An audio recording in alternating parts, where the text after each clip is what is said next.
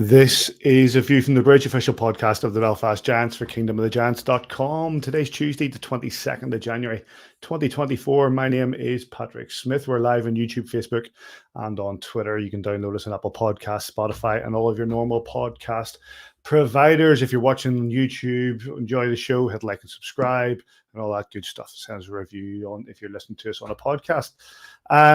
On this week's show, the third win in 3 games over the Panthers, emphatic as it was followed by a gritty come-from-behind point in Coventry. Both games had their flashpoints. We'll be discussing them, and we'll be joined by Davy Stewart, the head coach of the Coventry Blaze, to look over how his team are getting on, not just ahead of the game in Belfast on Saturday, but tomorrow night's semi-final against the Sheffield Steelers. Jackson Whistle was between the pipes this week, and Cameron Pound added 2 points to his own tally. Both will join us for a chat, while Davy and Simon reminisced with our special guest, who will reveal all later in the show. There's a bit of news, and it's a heated weekend with the Blaze and the Flames on the fixture list. So we'll look at those 2 games. If you're watching live and like to get involved, YouTube and Facebook have the live chat box, and we can see your comments, and we'll do our best to include you in the show. Likewise, we'll keep an eye on X or Twitter. And if you're watching live or listening later, drop us a line at Avftb on Twitter. We're on Facebook and on Instagram too. Mr. Jemsey, how are you doing? Not too bad. Bit of a hot lemon into me. A lot of lingering away from last week. And so maybe sign a wee bit deeper this week, I don't know. But yes. Bit of the had Barry a really White. good weekend with the team. And 3 points out of 4 on the roads, okay.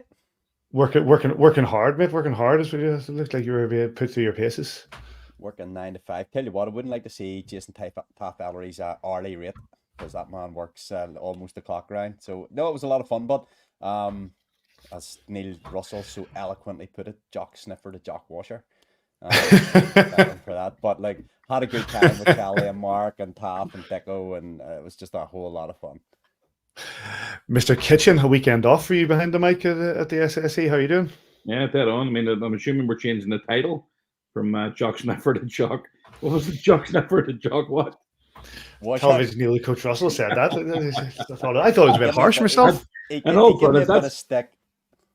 Yeah, that's funny for him.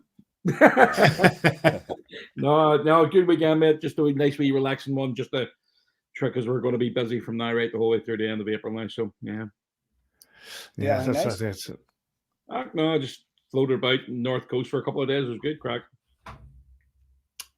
Well, spend the time as you do, mate. Spend the time as you do. 2 away games to the Belfast Giants this weekend, boys. Let's get cracking with that first one. It was the 3rd game in 3 against the Nottingham Panthers, and it was a win for the Belfast Giants. It was Nottingham who struck first with Jordan Kelsall. Their other goal came from Otto Nieminen. But for the Giants, Nazarian, Cooper, Roach, Prince, Ollie Cooper again, Will Cullen, and Jacob Friend were the goals. Tyler Beskorowany, 15 shots on, 2 goals against, and Roxy Stevanovic, 28 shots on, 7 goals against.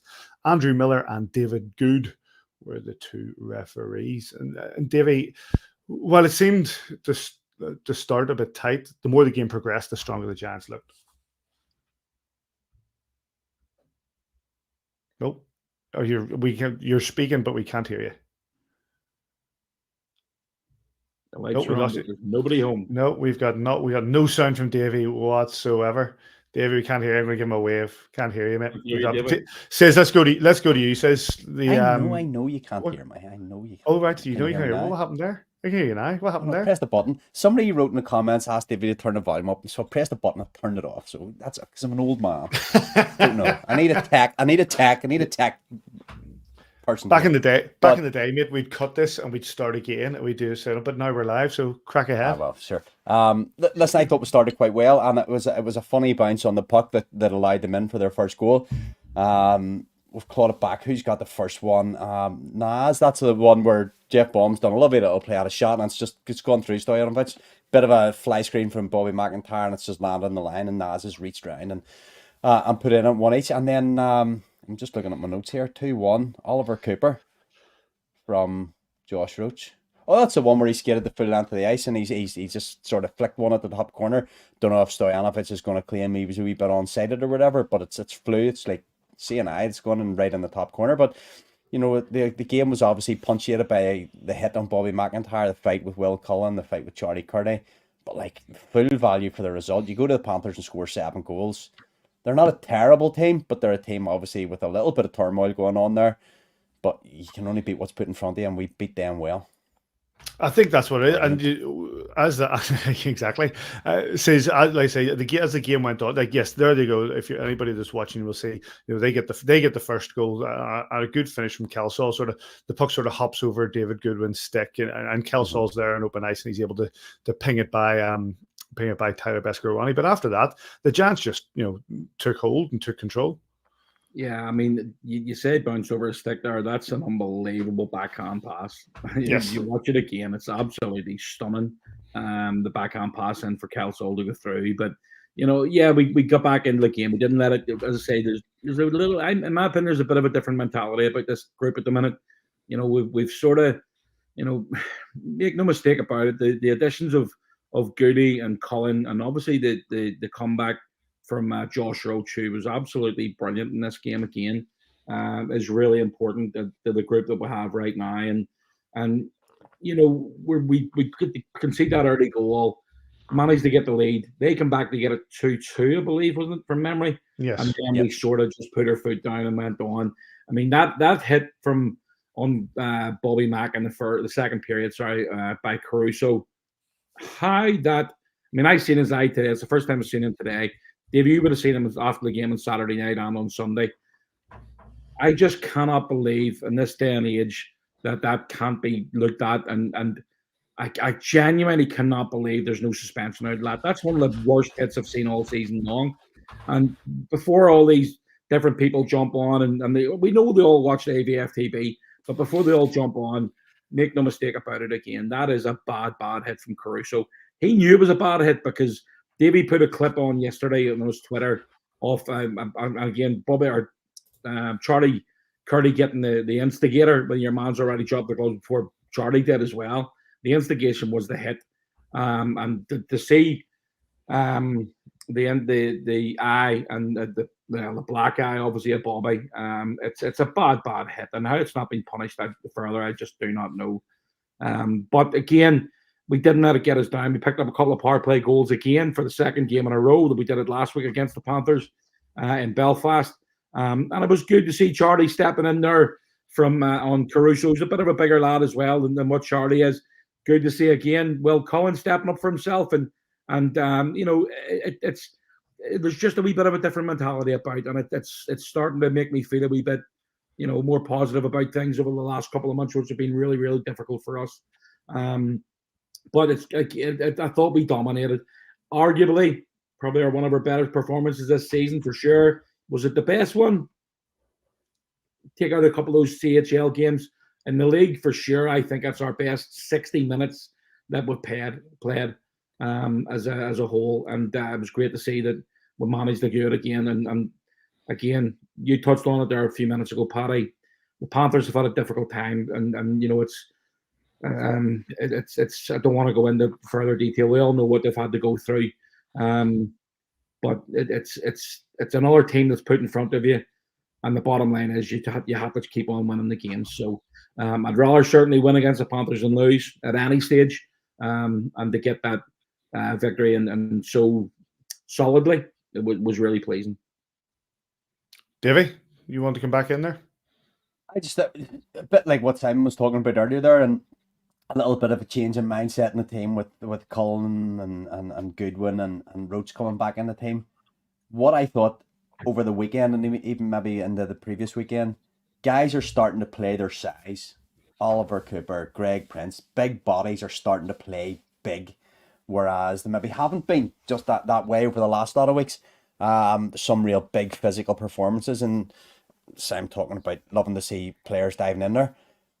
It's not a great hit on Bobby McIntyre. We've already discussed that. Here it is, and from that angle, I think he's more leading with the glove actually, and that's probably done a lot of damage there. But when you see it from the other angle, where Charlie Curdy's coming from, Caruso has the gloves off 10 feet before Charlie Curdy gets there. Now I know I bang on about the instigator all the time. The instigation, and this is the hit that Bobby McIntyre's head. You've got 4 officials on the ice that all get this whole situation wrong.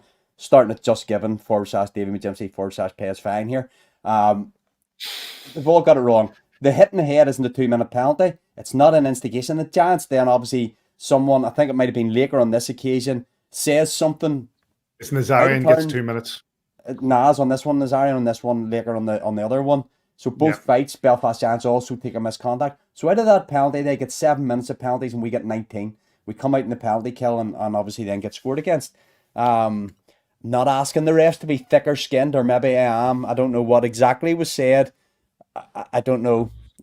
That's on our players to control their emotions in that situation. It's a highly charged game where you've just come off a massive fight. Somebody said something. I don't know. Control the game. Whatever. Something. And you end up on the penalty kill, or how we come out of that on a PK rather than. So when I'm the official guy, I'm the officials guy on this. I'm always backing them up, saying they're part of the furniture, but you've got to get that situation right. Charlie Curry's at the top of the circle when Caruso has his glove off. You can't call an instigator for a guy that's going in. Charlie only gets one glove off. Caruso's standing waiting for him. As soon as he makes that hit, if you watch that video back, as soon as Caruso makes that hit, he's looking around and he's shaking the gloves off. He knows what's coming. I just don't think in that situation you can call Charlie Curry for instigating, because one, again, the instigation is the hit to the head, and two, the guy's got his gloves off before Charlie Curry's in the same postcode. So, look, it worked out okay. We've gone on and scored 7 goals. Never a bad result in the NIC. Let's get the views of Adam Keefe after that game. Yeah, certainly. I think that it's been a long time coming where we put up more than 3 goals. And I thought it was a matter of time before we got rewarded for our efforts in terms of our ozone play, and I thought we could have had more than the one there in the first period. So it was nice that the guys stuck with it. It was composure there after they got the first one. Composure after some of the penalties there. We felt we were hard done by, but the composure was good on the bench, and then ultimately a couple of big power play goals, a couple timely goals for us, and kind of controlled the game from there on. The highlights of that game are available from Panthers TV on YouTube. We're going to batter ahead here because we do have Danny Stewart waiting in the wings. But we're going to go through some of the statistics from the game on Sunday. We'll have a quick chat, and then we'll bring him in just a moment. The Belfast Giants travelled down the road to face the Coventry Blaze. Obviously, hadn't faced the Coventry Blaze since they'd come in and put themselves into the semi-final of the Challenge Cup. And we spoke last week that maybe some of the boys wanted a bit of revenge. It didn't sort of go that way, but it was a good outcome to an extent. A 3-2 win in a shootout for the Blaze. Roth, Norris, and the shootout winner to McNulty for the Blaze, whereas Kieran Long and Sean Norris get the goals for the Belfast Giants, having been 2 down. Jackson Whistle in goal, 27 and 2 against, and Taryn Cozen, the same stats, 27 shots on, 2 against. Matt Rose and Stephen Matthews were your 2 referees. Before I bring Danny in for a chat, just yourself, I'll start with you. Says, going 2-0 down the first period, including that goal in 35 seconds, isn't the script, as the Giants probably wanted to go into this game with a bit more confidence. But the determination to turn it around from that and get a point, it shouldn't be overlooked. It's one of the things I actually picked up from Danny Stewart's interview after the game. He said that he challenged the guys to get it off to a good start. And he certainly didn't let him down with that. I think, as I say, 35 seconds in and we're 1 down, which is always disappointing. After the first shift, you come off and some people are still trying to find their seats and you're already 1 goal down. But I like the fight back. Obviously, their second goal, I think, was on the power play. And then Jackson Whistle played very, very well and made some key saves at really key moments to, instead of going 3 or maybe 4 down. And obviously, the Giants get back into the game with a goal from Kieran Long, managed to tie it up. But I think the biggest talking point, and I don't know if I can't see if Stanley's in the background here, but I think the biggest talking point is the physicality being taken out of our game. Travis Brown steps in and makes one of the best hits we've seen all summer, all season long. Sorry, he steps in the shoulder, and I can't remember who it is. Was it Dudek? I think it's Dudek. It's Dudek you're thinking of. Dudek sort of tries to step inside, and I think he sort of leaves his feet to try and elevate himself past Travis Brown. But the physicality is a massively important part of this game, and unfortunately, again, we get the penalty, a 5-minute major penalty for a hit to the head on that. When Davy talks about 4 officials on the ice and all 4 agree with the call, I just can't get my head around it. Davy would have been in a much better position than I, because I've seen the arrow pointing on his head and the screenshot that he took. But it's disappointing that, as I say, you're playing the whole overtime period shorthanded, and that is a tough ask. So I thought the boys did really, really well to get back into the game. I thought they did incredibly well to get the game to go to OT, and then obviously get the game to go to penalty shots. But for some reason, our penalty shots right now are not finding the cage, and that's something that's going to need to be worked on. But I'm sure Danny's very, very happy with the fight back from his team, because I think they've played 13 games in overtime this year, and I'm pretty sure they've won 10 now, which, it just lets you know that group in Coventry are just a group of guys that just do not give in, and they play right to the 65th minute. Davey, give us your input and then we'll bring Danny in. Listen, we've talked about the importance of starting on time, and we knew that the Blaze are the one team that they've shown time and again in this league that they go for the full 65 minutes. They have done, what Simon say, 13 times now this season. And obviously that very first shift, I think we've iced the puck and we've come back into our own zone for a face-off. We've cleared it out, they've dumped it back in, and it looks fairly straightforward. They've sent 2 men quick on the forecheck, and we've rimmed it around the boards, picked it off, and it's a shot from the outside that I don't know whether it gets a deflection or Jackson just doesn't pick it up, but look, it's 1-0, and then we go on that penalty kill, which I'm not convinced either. Like, when McLeod's going in on nets, he's put both skates, he's tried to get the brakes on, he gets slightly pushed in, they go for you, they go against you, we'll go on the penalty kill, we can't kill it, it's 2-0, and it's uphill. And then I think in the second period, what the Blaze did very well is they dumped it in behind us, they made us turn, they wouldn't allow us out of our own zone. We weren't getting the normal dominance in the O-zone that we'll like that game, that we'll like to play. We're spending a lot of time in our own zone. And when you're 200 feet from the other net, or I mean, not quite that far in Coventry, but whenever you're 200 feet from the other net, it's difficult. But credit to them, on the sort of second half of the second period, we got that goal and we just kept grinding away, and obviously came up with that bit of a messy goal. I want to say messy, had to get a lot of traffic in front of Cozen to score it, and 2 each.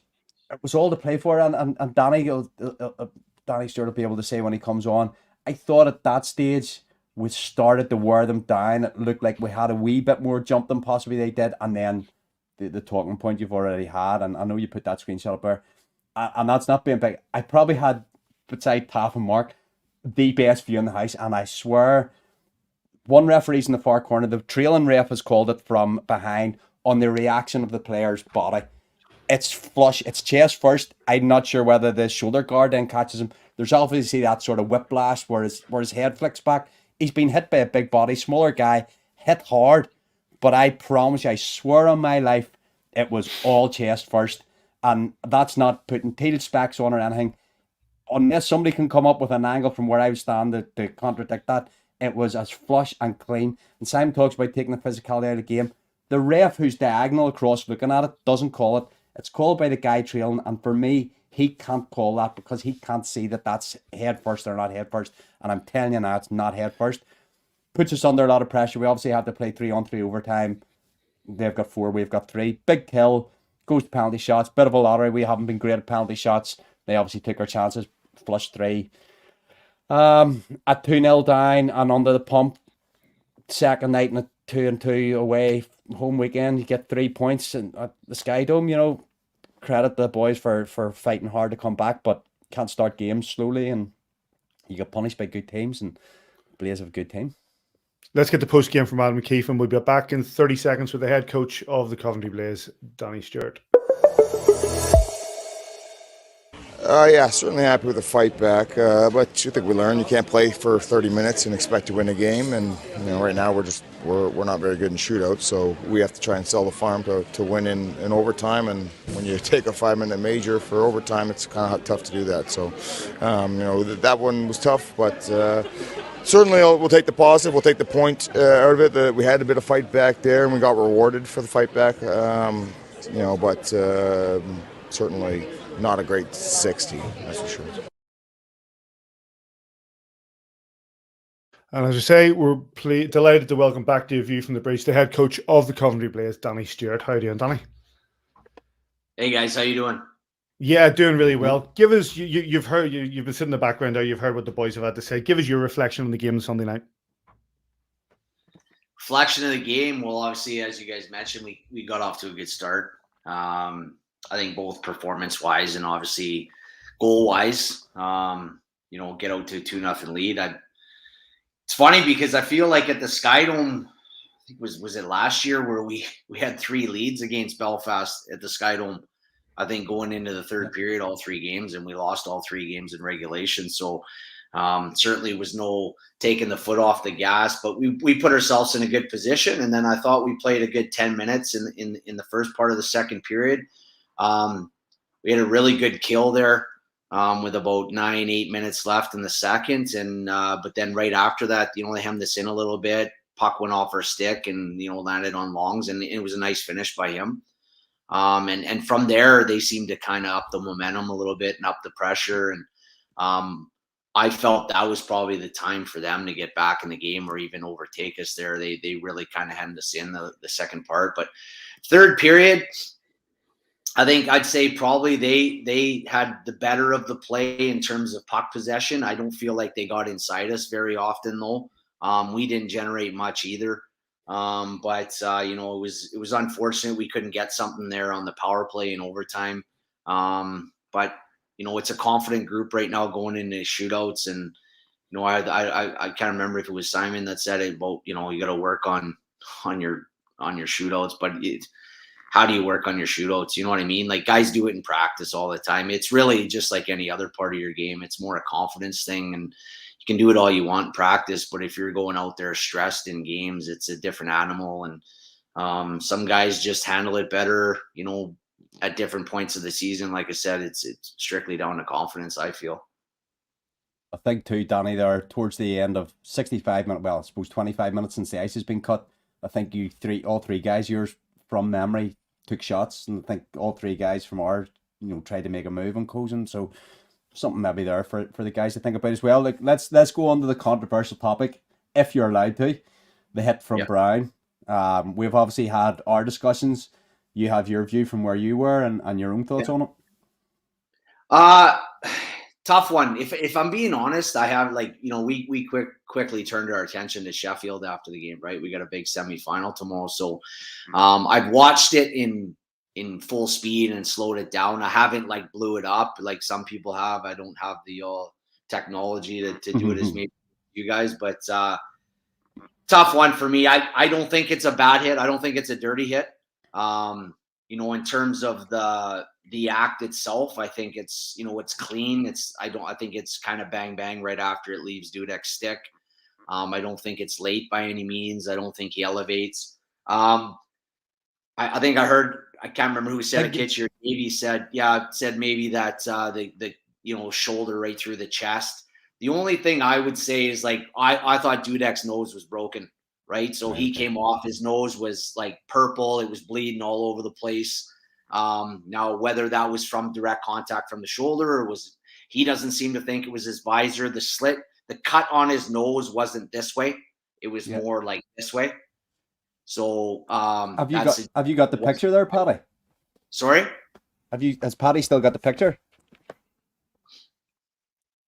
Sorry, I've always mic. Yes, I do. Give me a second. I'll bring it up there. All I'll say from even from talking to Brian as well, you can see he's got his elbow tucked, he's lowering his shoulder, he's certainly not elevating in the head. So there is a chance Dudek's caught shoulder pad or whatever, but Brian's going down. He's not trying to. He's definitely certainly not targeting. I think I said that, Davey. I think I said he wasn't elevated. Yeah, right. He's certainly not targeting. There may have been contact, but I'm telling you, it's definitely chest, maybe in the head, but he flushes him in the chest. I don't think you can tell from that photo whether that's the direct moment of contact. No, that's a good couple of frames before contact. What I'm saying on that's I'm standing looking 6 feet away from it, so like I have a good angle on it. But look, it is what it is. What my point, Danny, I suppose more than anything, was that it's the ref trailing you're breaking out, so he's still in your defensive zone. Calling that because the ref who's diagonal in our offensive zone doesn't call it. Yeah, that's a tough one. But it is what it is. Yeah, no, absolutely. Yeah, and you know what? If the script was reversed, I'm probably arguing for the benefit of my guy, right? So I try to have a pretty level head over these things, and I heard Kitchie mention the physicality of the game, and I agree. I think it's unfortunately moving in the wrong direction. And I get the speed and skill of the game. It's worldwide. It's throughout Europe. I get that, but I think.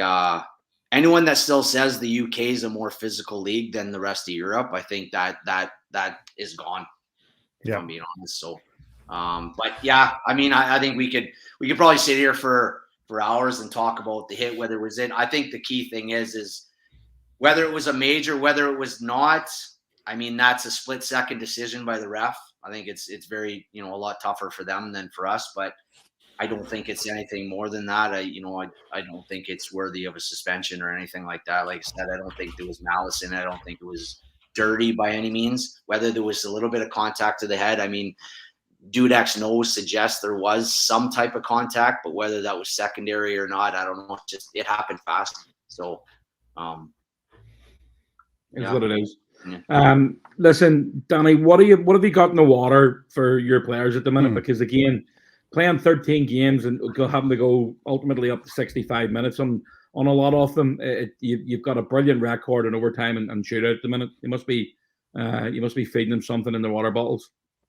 Yeah, no, I just what we don't. I'm not gonna sit here and claim we do anything special in overtime or shootouts. I mean, we do our shootouts every week during the week in practice, and every once in a while we play a little 3-on-3. We play a lot of small area stuff, but whether that has any reflection on our overtime play, I don't know. I think just like any part of your game, power play, penalty kill, results, whatever, you find a little bit of confidence early on, and then you find yourselves in those situations. You play a little bit less stress, and we've gotten some big saves from our goalies in those overtimes, and certainly in shootouts.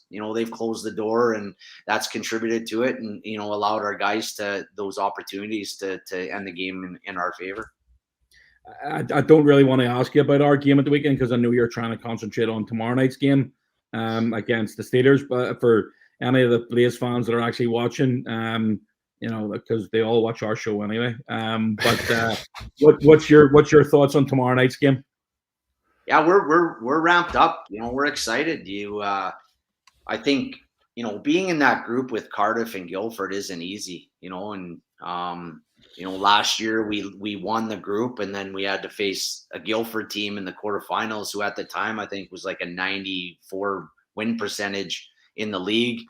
And then this year, we had to battle through, had some good games, some not so good games, and we found a way through to the quarters. And then to get by you guys is not an easy task. So, I mean, 10 games against Belfast, Cardiff, and Guildford to get where we are. These guys are, it's well deserved. And, we're excited. You're going against, the best in the league right now. There's no second thoughts about that. And, but at the same time, we're a confident group. We've gone into Sheffield twice and had leads in the third period, and unfortunately lost those two games in overtime. And at home, I think it was a 4 or 5-2 result, and we had a really bad, I think, middle frame there. Kind of back into the first period and start of the second period, we weren't good at all. And we had a little pushback in the end there, but probably a closer game than the score reflected. But we're excited. Danny, if I can go backwards to go forwards, just to close one wee thing off, it's been killing me. 20th of December, you come in. I think we'd taken the first leg was 1-1 at your place, and we've obviously gone out to a bit of a lead in Belfast. What is the chat going into that last period? Is it just go and get the next goal and see where it takes? Because it snowballed really quick. we weren't in a great place, obviously, at the time, but we got ourselves into a really, really strong position in that game. And like, we're still in a little bit of, this is a month ago, and we're still in a bit of shock about it. Yeah, I mean, as much as I can remember, it was 2-0 going into the third, right?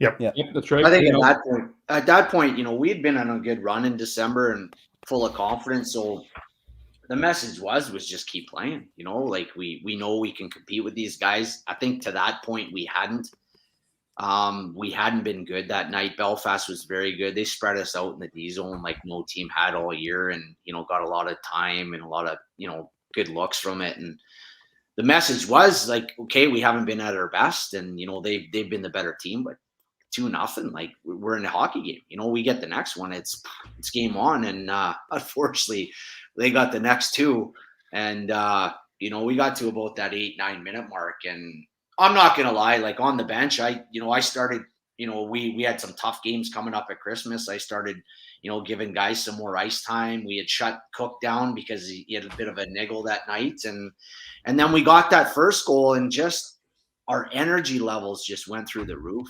And like I said, it's not from me. It's just from that one act. And then we got a quick second one. And then all of a sudden you could see, I think, Belfast started kind of getting back on their heels. I don't know if there was an element of they thought maybe the game was over. And one thing I will say that sparked our bench a little bit, and I'm not saying it to dramatize anything or create any drama or anything, but the celebration after your guys' fourth goal, I think it kind of pissed guys off a little bit, and it kind of sparked guys a little bit, and maybe gave us that thing we needed. So, but if you would have asked me after the two, if we would have pulled it back, I probably said chances don't look good. But our guys kept fighting, and fair play to them, and it was amazing comeback.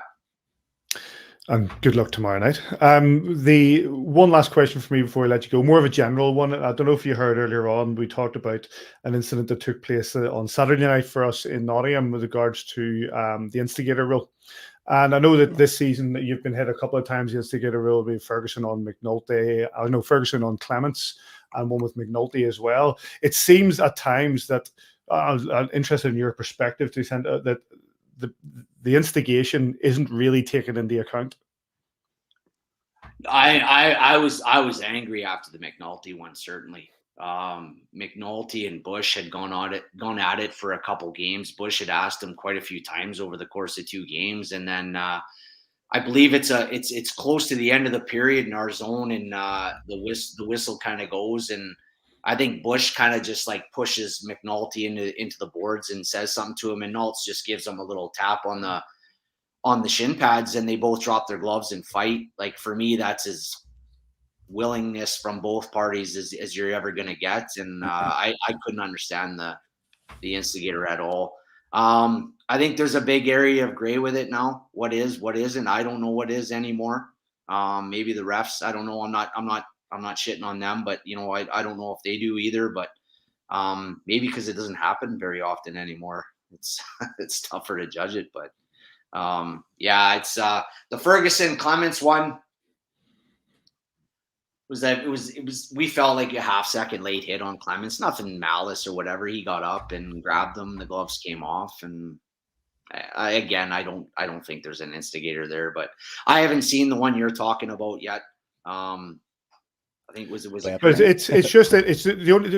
I think the general point of that is the fact that you obviously have these incidents where there are dangerous checks, there are dangerous incidents there, and whereas somebody's coming in to protect or stand up for their guy, stand up for their teammate as they should, or as like yourself would want, and it's that is being seen as the instigation, not the original thing that would be the actual instigation. So therefore, in our case, we have a 17-minute penalty go to Will Cullen, who steamed in to try to get Caruso after a bad hit on McIntyre. So is that the instigation, or is the hit on McIntyre the instigation? To me, the hit on McIntyre is the instigation. I think in theory, really, it's the instigation of the fight. It's not really but created the. Well, what I do get what you're saying. I understand what you're saying, but that's not what the instigation. Now, my argument would be that there should still be a difference in the final call. So if there's a bad hit, worthy of, say, a major, and somebody comes in and instigates the fight, the team that instigates the fight in defense of their teammate probably should still be on the power play. But, it's not always black and white like that. Yeah. But what I'll say on it, I'll get Paddy to send you the clip. Caruso obviously makes a hit on Bobby McIntyre, and as soon as he makes a hit, he knows that's a bad hit, and he's shaking the gloves off, looking around him, and before Curdy gets to within 10 feet of him, he's to stick away and the gloves down. Charlie Curdy gets the instigator when that's Caruso's a difference. ready and waiting. I mean, from that description, that's a different. If that guy's a willing combatant, it doesn't matter who's approaching who. If he says, "Okay, you're coming at me, my gloves are off," I think that's not an instigator for me. It's when you grab a guy that's not willing and you force him into either he turtles or you force him in a position where he has to drop his gloves and you've already thrown 3 or 4 punches. That for me is an instigator. Yeah, it's one of those. It's one of those. Listen, Danny, we really appreciate your time and your frankness. Good luck tomorrow night against the Sheffield Steelers. Okay, guys, I appreciate it. Now, just before I go, Davy, McLeod goalie interference, 100% a penalty. I don't know what you're watching there, but that's probably biased on your part. We'll come back to that. I'll agree to disagree on the Brown one, but no way on the McLeod one. Thanks, Danny. Thanks, Danny. Cheers, Thanks, Coach. Big thanks again to the head coach of the Coventry Blaze, Danny Stewart. The highlights of that game are available from our good friends on Blaze TV. Right, we got 2 guys. Actually, both of them are waiting in the background because we're running a bit late. But no, we'll start one. We'll bring the other one in a second. But we're going to bring in a guy who actually came through on under 16 for the Coventry Blaze before he went off to North America to refine his game. He's come in the last while. He got 2 points at the weekend. Please welcome to Views from the Bridge, Cameron Pound. How you doing, buddy? Hey guys, I'm doing good. How are you guys doing? Doing really well. 2 points at the weekend for yourself, 2 assists. How do you feel your game is? Yeah, it was nice. I mean, I don't know if I did anything special on them, but I'm glad it was nice to pick up a couple points. It was great that the team got 3 out of the 4. It would have been nice to get that extra point in Cov, but unfortunately we didn't pull that through. So, what are your thoughts on that, especially going into overtime on that penalty kill? It's difficult, especially we've talked ad infinitum about the hit there, but yeah, I was just actually dig it out backstage there. But to just dig it out as well, to spend those 5 minutes on the penalty kill and still dig it out is probably felt great in the room. Yeah, it felt good, but when you kill off a 5-minute penalty for the whole overtime, you feel like you deserve the second point there. Yeah, so it's too bad. And I think it was Kohei Sato that sat the penalty, and we're just like knowing with maybe 20 seconds left. It was going to be 4-on-4, obviously, and hoping that he was going to jump out and have a bit more legs than anybody else, but just didn't work out that way for us. So you've came in, Cameron. Have you enjoyed it so far? Have you got the ice time you're expecting? More ice time than you're expecting, perhaps? Yeah.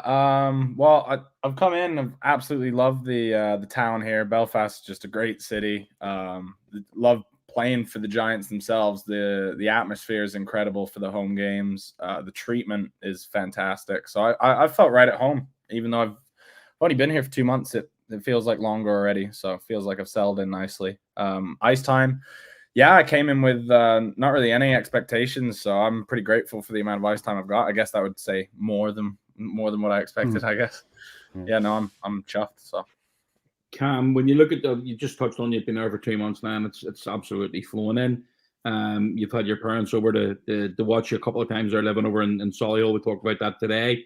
But it must be good to be able to play in front of your parents as a professional. It's different when you're playing high school and college and what have you. But to do what every young kid who starts out in the game, having aspirations of being a professional, you must be in a pretty good place right now.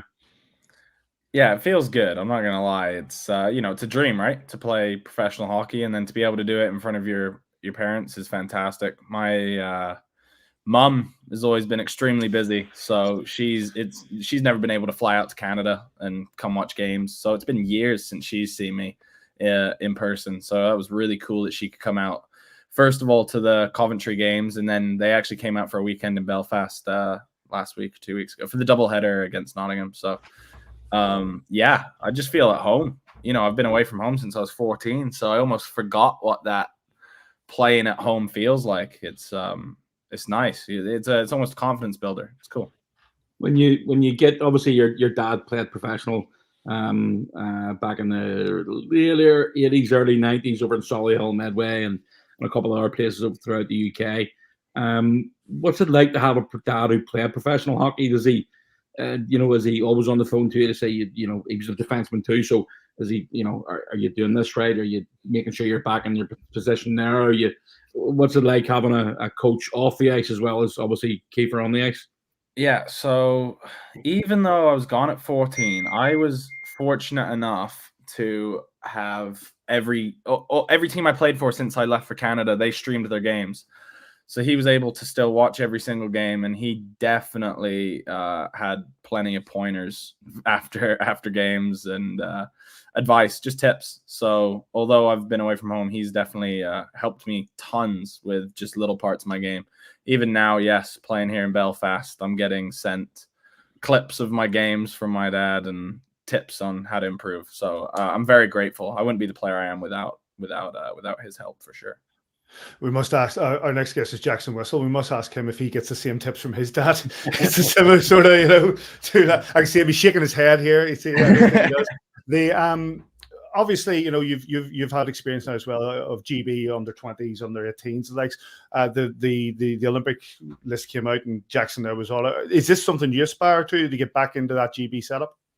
Oh, I'd love to. Yeah, that's a huge dream of mine, to be able to put on your national team's jersey and play for your country. That's pretty surreal. That's cool. So yeah, I'm just gonna keep working on my game and hoping to crack the lineup. There's a lot of great players there. It's gonna be hard to break, but I hope I can eventually. One other question I have is, obviously, you've come from the U Sports, you've had your time playing in Kingston and Cornwall, whatever, but now coming in as pro, what's the difference? What is the difference now you feel now that you've gone pro compared to what you've had at at college level, at junior level, coming through the system? Yeah, definitely. It's deeper for sure. When you come up through the system in Canada, there's always going to be one line or a couple players here and there that are exceptional, top talent, that are going to play pro. And then, it fizzles out. There's never going to be four lines all going. You come to pro now, everyone can play. Everyone's got their bit that makes them who they are. Everyone's got something to bring to the table. They're all extremely talented. So it's definitely that depth, the consistency of the talent that's a major difference with the pro level players, for sure. There's a reason that the guys are playing pro, for sure. Talk this. There's probably several hundred or more Belfast Giants fans on watching this live, and over the last month, 6 weeks, there's been continuous 6,500, 6,500, 7,000 crowds. It must be pretty good to be playing in front of 7,000 people every other game. It's unbelievable. That's one thing I've never experienced. I never went to a college that brought in huge crowds. Never went and played for a junior team that brought in huge crowds. So then to step up, and even my first pro game was in Glasgow, and that was before I played home in Belfast. Even just being that first game in Glasgow, I'm pretty sure with the adrenaline, I couldn't sleep till 5 or 6 a.m. So it was an adjustment to play in front of that crowd. You definitely feel it a bit to start off with. Now it's, when you're on the ice, it's more white noise, but it's great when you have 7,000-8,000 people behind your team, behind you guys. It fuels you. It's great. It's really cool to experience. It's surreal for sure. Cam, coming off the back of the games there at the weekend against Nottingham and Coventry, you come into Belfast this weekend, Saturday against Coventry Blaze. You've had a couple of days off, which hasn't really happened too often since you got here. Through December, you're playing more or less every other game. But the couple of days together, just sort of resting and relaxing and, getting away from the rink to a certain extent as well. It must be pretty good for the body right now, because you're going to be back on the ice tomorrow and building up, getting ready for Saturday. Yeah, I always believe rest is a weapon. I think it's really underrated how much rest can help. It's hard to get into that mentality, right? Because you're always thinking, well, I've got to keep working, I've got to keep improving, and every day going 100%. But rest can almost be more beneficial when you need it, when you've worked hard and you've worn yourself down a bit. Having a day or two to recuperate and get back to 100% can be wonders for the body, for the team, just for morale. So it's nice not having 14 games in 28 days or whatever it was in December. It was a much heavier schedule. So this is lovely. Yeah, we're liking it. We've just before we let you go, a couple of things. We got a comment in here for Andrea Owen saying that she was wearing a Pound jersey in Giants jersey in Coventry at the weekend. She got lots of really great comments from people who remembered watching your dad, and they're proud to see that they're his sons in the league. But we also have one in here from Jason Taff-Ellery saying he's letting the Brits down with his choice of footwear. He thinks he's North American. Would you like to elaborate? Yeah, Taff's been giving me a hard time since I joined. He first of all didn't like my Blundstones, which are just boots that you can slip your feet into. Very, very popular in Halifax and all across Canada. I like it because we live 30 seconds from the rink and I don't want to tie up my shoelaces to get to the rink. And then after that, it was the Birkenstocks, which are sandals, and I wear socks with them. Again, easy to slip your feet into. I just love the comfort. And Birkenstocks with socks. That's a new one. Oh, it's great. You wear them in the winter. In the summer, you take the socks off, but in the winter, you put them on and you can still wear them. So it keeps your feet warm, but also easy to put your feet into. So yeah, he's been giving me a hard time. Maybe it's time for a change of footwear. I'm not sure, but I like the comfort and the ease. So. Jeff Baum's dad saying that you need a pair of cowboy boots. I actually, funny enough, I have a pair of Texan cowboy boots. I didn't bring them over though, but I'm sure he'd be happy to hear that. So, Cameron, listen, we really appreciate your time. You've been doing great, and we love to see it. And maybe we'll speak to you again before the end of the season. Thanks, mate. Yeah, thanks a lot, guys. Thanks for having me. So yeah. Big thanks to Cameron Pound for joining us, and we crack straight on because also waiting in the wings is another man, and we did mention him earlier on, another man whose dad played and coached in this league. Delighted to be doing it. He had a great game at the weekend. Delighted to welcome back to View from the Bridge, Jackson Whistle. How you doing, buddy? Good. How are you guys doing? Turn your phone 90 degrees. That'll help. Good. Yeah, I see. Yep. There we go, bud. So, give us your take on Sunday's. You got the ice on Sunday. Give us your take on Sunday's game. Yeah, I thought Sunday's game went well. Obviously, kind of tough to lose in the shootout. That seems to be the story of the last few games that I've played. But as far as going into that game and everything like that, it felt well. I thought the team responded really well. In the third period, we kind of dominated. I thought we gave ourselves a chance to come back and win. Obviously tough one going into overtime down the whole time. But that's just the way she goes. And, got 1 point out of the two, would have liked two, but that's the way it is.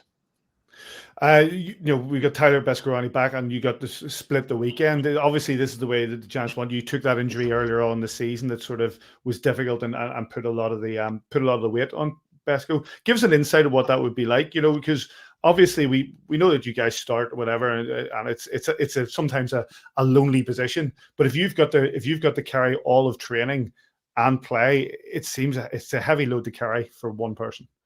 Yeah, no, it is for sure. It's more of a comfort thing, I think, to be honest with you. Obviously, as far as practices and things like that go, we have Andrew Dixon, who helps out a lot for when guys get tired or need rest. And actually, Gavin was out as well, too, at a fefew practices, had Peter checked there. So you can kind of manage it. But I think just kind of knowing that you have someone there that can take the load off and play games, I think it's just more of a comfort thing, right? You're not worried about it. You're not worried about having to, if something happens or if you get hurt or anything like that, it's not in the back of your mind. So I think it is nice having two guys split the time.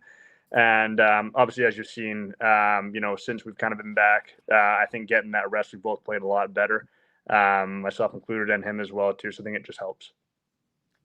Talk about having the jump straight back in, because Besko obviously went off to represent Canada, and you had to take a little bit more load than perhaps you would have expected coming straight back off the injury.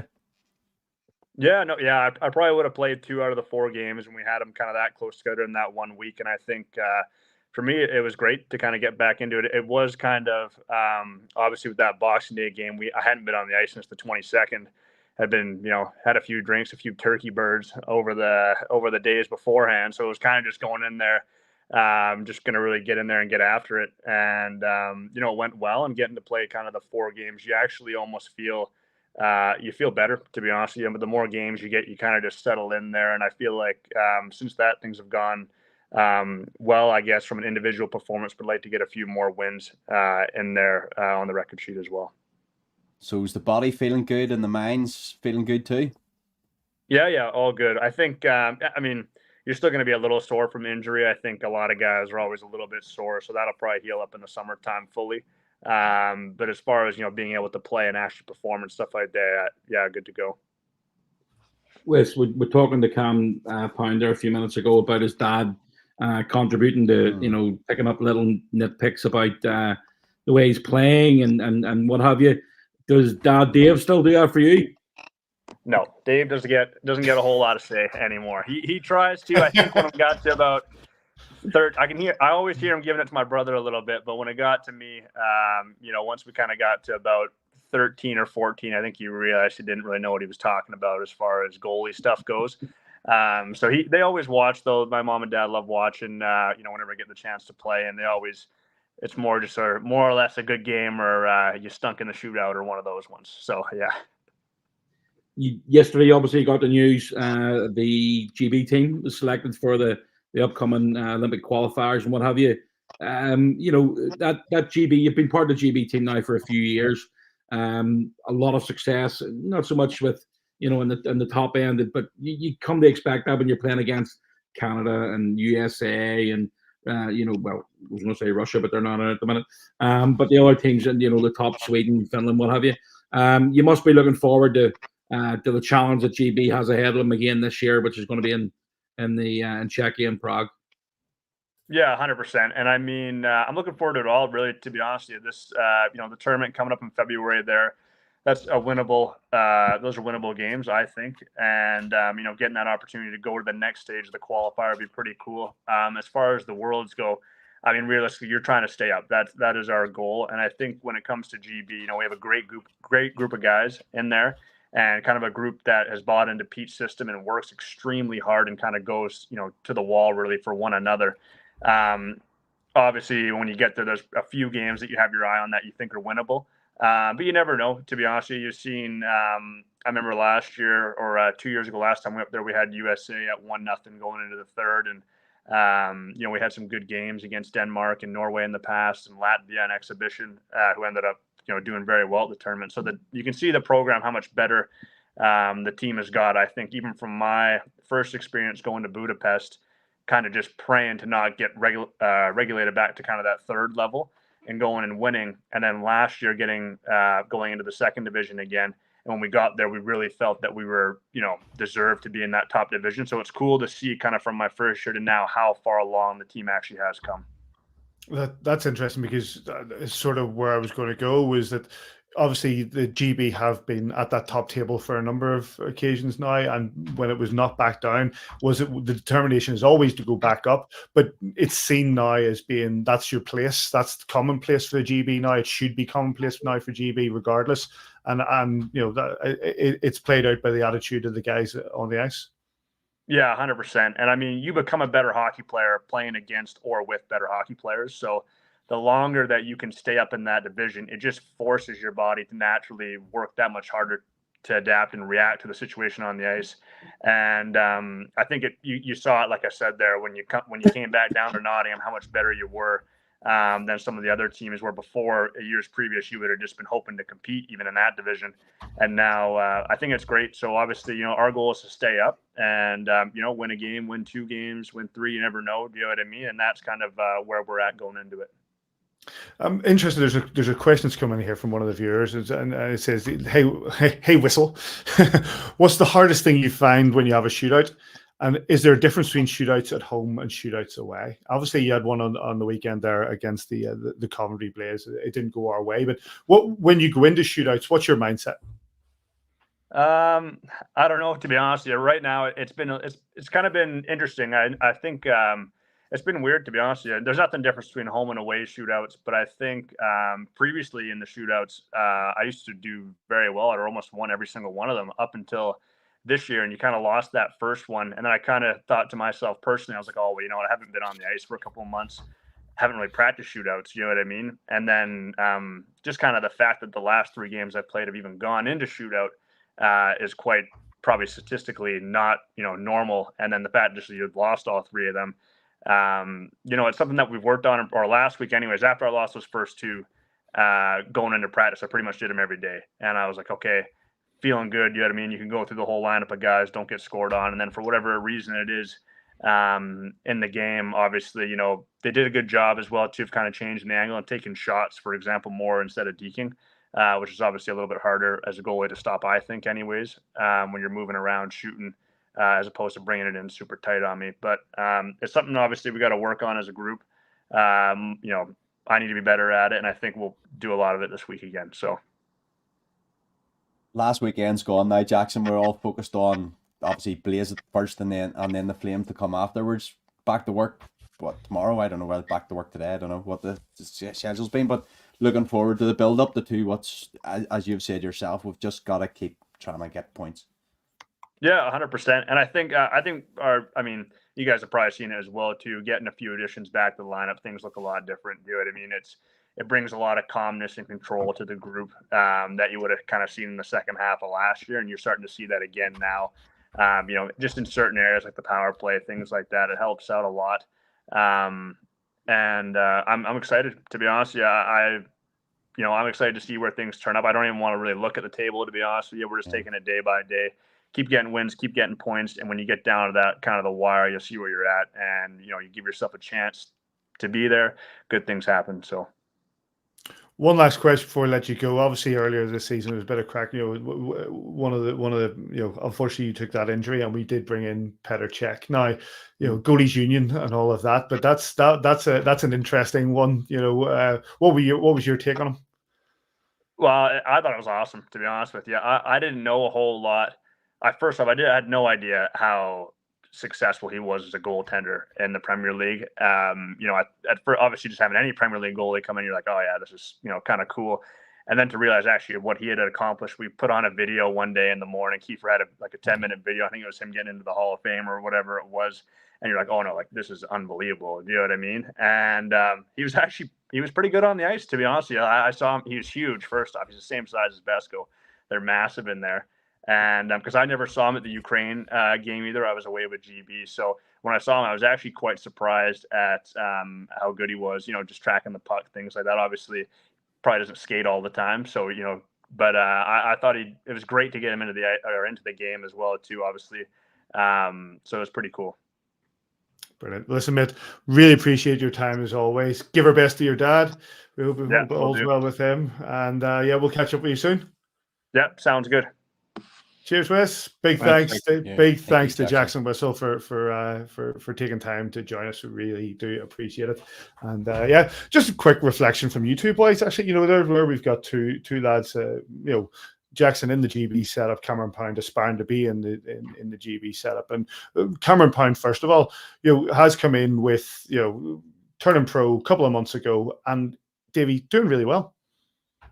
Yeah, and I think Simon talked about it when he was on with Gary on commentary the other week. Sometimes when you put Jeff Baum, makes players around him better, and you know, to come in as a first season pro, and he's done remarkably well. He's probably, you know, I don't know, 18, 19, 20, 21, 22, 23 shifts a game. He's over 20 minutes a game. He's doing really well, and that D-core of ours is quite deep, and he's holding his own in it, and that's really great to see. Says, you know, as Davey said, you know, and he speaks very well, Cameron, as well. He's quite an intelligent lad. He switched on already. He, you know, when he was in college and he was he's a physicist. I can't even say it. Physics. Proper rocket scientist. So you know, the kid's absolutely switched on, and I think he's been, you know, good since he got here. You know, it's never easy coming into a room halfway through the season. He's a confident kid. You know, certainly doesn't let himself down when he's on the ice, and it's important that we have that British, defenseman as well, because when you're only allowed to play 15 imports, and I know this is probably going to go off on one with regards to people who watch the NIHL, but the level of hockey in the IHL over the last few years has been really, really good, and in my opinion, and when it's 15 imports and you've got to play, you're only allowed to play 19 altogether on the benches now, isn't that right? It's only 19 players, including the 2 goalies. So, there's not a never-ending conveyor belt of top British players coming through right now, unfortunately. Yes, there's some great kids at 16, 17, 18, and there's a couple of young. There's not many 18, 19-year-olds in the league right now that are getting regular ice time. So him taking the option of going away to Canada, learning his craft over there, going to college in the NCAA U Sports, is certainly a really good way to go if you can afford it, because it's not cheap. There's a lot of Jamie Thompson's wee lad in Dumfries doing really, really well.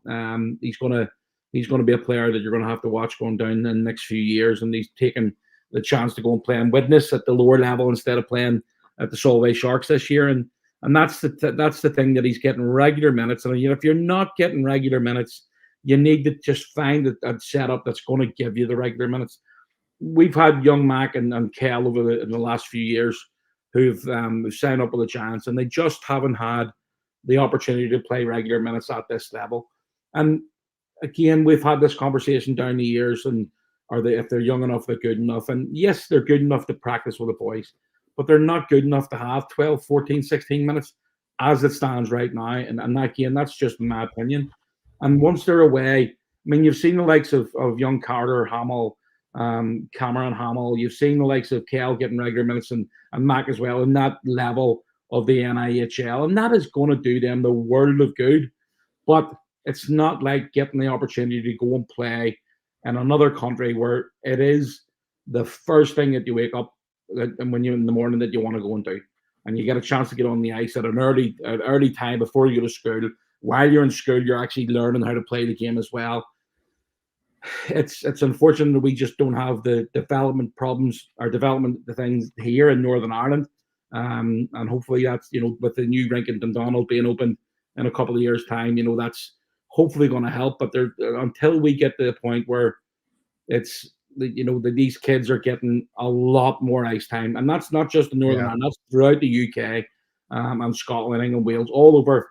Until we get to that point, it's going to be very, very difficult to see that age group of 17, 18, 19 getting regular minutes in the Elite League, unfortunately. And again, that's all my opinion. I don't know how you guys feel about that. No, you're absolutely right, mate. We've spoken about it many times about that sort of that gap in the ladder as you're coming through. And I know that around the corner from me here, Nick Crawley, who's part of the Storm setup, his son Josh, who's now at the Blackburn Hawks, but he'd been in North America for a bit, just trying to get that sort of development. He's been out. He was out in Canada doing a bit of work there to try to development. He's come back now and he's playing in Blackburn. But that sort of gap in development where, and you've seen it, so many players who've gone out there to do it. We spoke to Boxy the other week. He's a player who went out there to try to fill that gap in development and stuff. And that's the way that that's the way that Cameron Poundy said, having to leave home at age 14.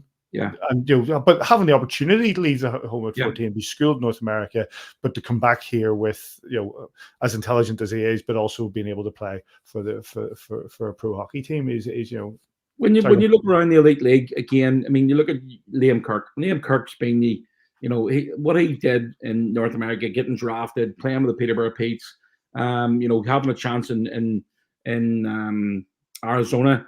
And unfortunately picking up a really bad injury, knocked him back a wee bit. And, he did really well to come back for that. I can't actually remember where he's playing at the minute. It might be Slovenia or Slovakia.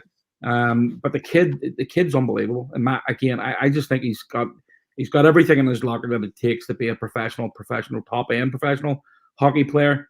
But he's probably too good for the Elite League right now, because he's at the age where he's still learning his craft, and he's got a real chance to make it at a top league, and whether it's Sweden or whether it's Slovakia, Czech Republic, whatever it may be. And I do see him coming back here in a couple of years' time, and more likely end up in Sheffield. And the kid's got it. I think he's an amazing talent. But it's you need to get to the stage where you're on the ice every single day, whether it's twice a day on occasion. And while Peter Russell's doing an absolutely brilliant job with Team GB, and you look at down the underage groups, under 18s, under 16s, what have you, Spud Grubb, Martin Grubb basically doing a great job with the under 18s, under 21s now. It's absolutely fantastic what they're doing, and just hopefully we can continue to get them at 15, 16, getting drummed into them every single day. Guys, you really need to give up everything else and concentrate on being a professional hockey player if you want to have a chance, because there's so many distractions now, including social media, that they just they get, I'm way over there. But it's one of the things that if you want to be a professional hockey player or professional at anything, any sport, you need to give it 100% focus with the best opportunity of being successful. That's something we spoke to John O'Phillips about last season. It's the fact that so many of those lads in the Welsh setup and all came through because they were able to make those sacrifices. Davey, quickly before we move on as well, Jackson Whistle, we spoke about him many times before. He did take that load over the Christmas time when, as said, the Spengler Cup for Tyler Beskorowany. He seems to have come back to full fitness, and he's an important part of what we're trying to achieve going forward. Yeah, and I think the 3 games that he's talking about where he's came in and we've ultimately gone to overtime and penalty shots have been, I think, 1 goal against, 2 goals against, 2 goals against maybe, and that's giving your team an opportunity to win on any given night. There's very few games in this league 2 goals wins you a game, so we've got to score more. And when your goalie's performing like that at the back end, you've got to help him out and fill the net at the other end. But you say the same about Cozen, 27 shots, both of them both give the teams an opportunity to win, and ultimately it came down to a flip of a coin in a shootout, and as Jackson said himself there, they took 3 shots, we made 3 moves, and they scored, we didn't, and unfortunately. But look, Jackson's came back after that quite a significant break in the season, and as you say, Tyler had a lot of load to carry, but Jackson's came back in there, and he's looking fit, he's moving quite well, so it bodes well for the stretch here. Absolutely. A big thanks to Cameron Pound and Jackson Whistle for joining us. Right, we've got one more interview. Davy and Simon did record this earlier on. We sort of trailed it on social media and we haven't said who it is. Well, all I can say is some goals are great. Sorry, some goals are good. Messed it up already. Some goals are good. Some goals are great. And some goals are iconic. Really do need this crowd on their feet and helping them. Kovalchov comes out to help his defence off. Lofts that ahead. Bounces off. Absolutely. Stanson on the benches there. Koselyev loses control. They're going for a chance. The Giants certainly got their chance on the backboard. Yeah! Yeah! Come on! Twist! Dustin Johnner comes off the wall and puts it past the goaltender. 3-2! Simon Collins changed with the inside pass. Paddy Dwyer finds Dustin Johnner, and Johnner rifles it home for his 18th goal of the season. Simon, 2 goals each. My goodness, how momentum can swing in a hockey game. Excited much?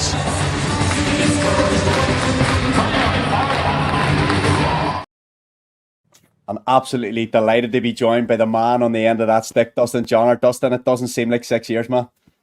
I know. It's crazy to think that I've even been out of hockey for, 5 years now. And thinking back to that game, I'm actually fortunate that I was part of that goal, or to be one of the actors in that goal is big for me to have it pop up every now and then and remind me that I got a chance to play for the Giants and play this great game back in the day.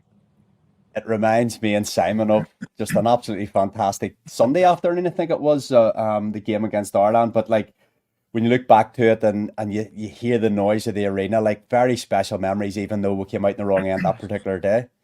Yeah, it is. It's hard to, if you weren't there, to really understand how loud it was at that moment.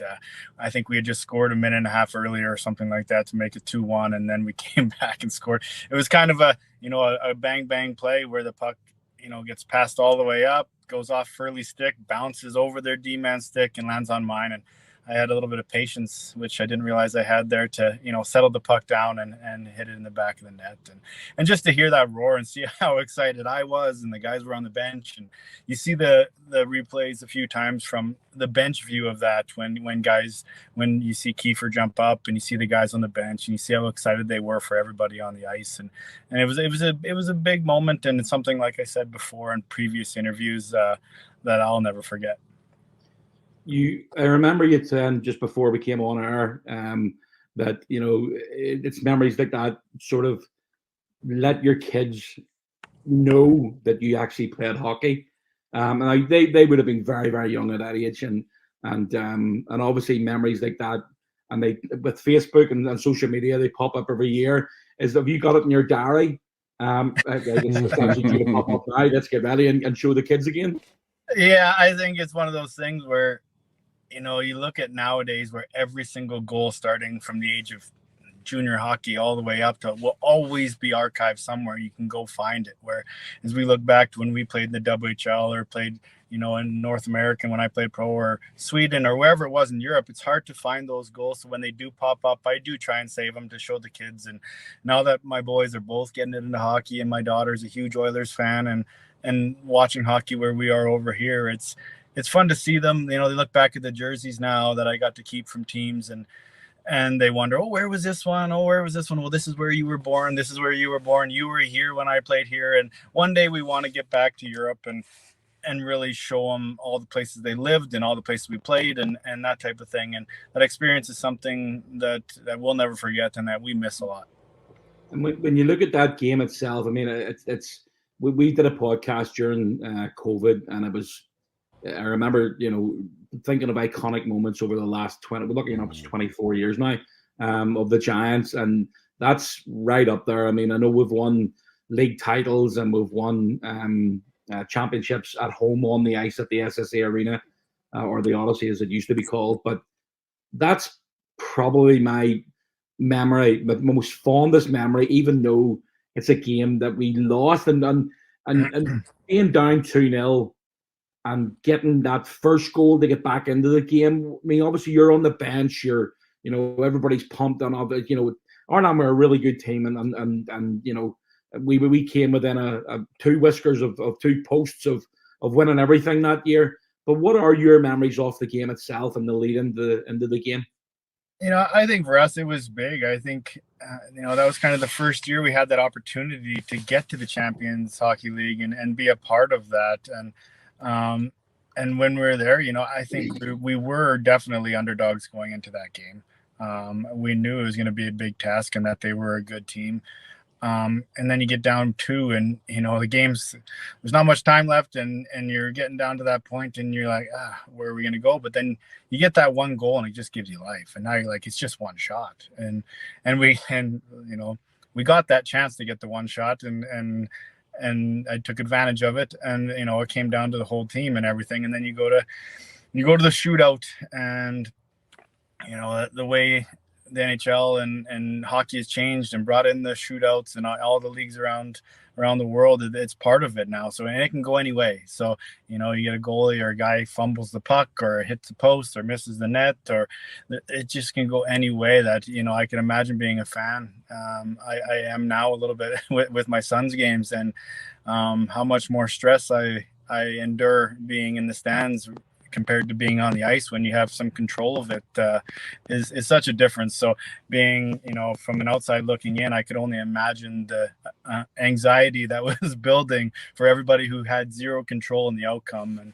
And obviously it wasn't the outcome we wanted, but it was a game. I think that's the thing about sports is sometimes those wins create more character and create more of a passion for the fans than it does a win when you win 7-1 or something like that, where you band together. So I think that was a huge game for me to remember. I'll always remember. Obviously, you remember the game and the champions, or was it the I forget which one we won, where we won the tournament against Cardiff or against Guildford, the Challenge Cup. Yeah, that was the one. I was part of that one, and just be on the ice for that one too. I'll always remember, and having my parents there and things like that. There's always those moments throughout your career, and in other countries, I was fortunate to be a part of some championship things, and there's moments, and this game definitely is one of those moments that you'll always remember and cherish, and remember the guys that are on the team, and remember the reactions. Remember when you come to the bench after and you almost fall. Like, there's things like that, whereas the excitement is always there.